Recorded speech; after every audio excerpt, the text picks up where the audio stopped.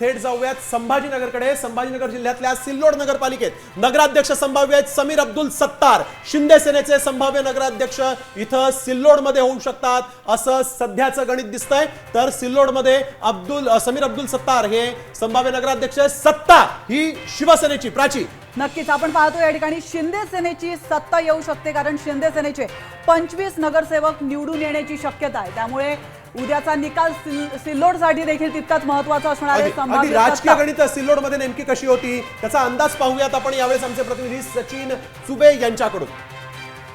शिवसेना व भाजप या मित्र पक्षांमध्ये सिल्लोड नगर परिषद निवडणुकीचा सामना रंगलेला आहे।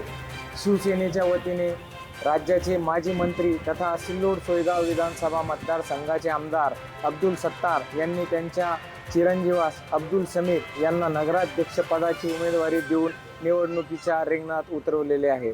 तर भाजपच्या वतीने सिल्लोड भाजपा मंडळाचे अध्यक्ष मनोज मोरेलू, तर वंचित बहुजन आघाडीच्या वतीने बनेखा पठाण अशी तिरंगी लढत नगराध्यक्ष पदाच्या उमेदवारीसाठी सिल्लोडमध्ये बघावयास मिळत आहे।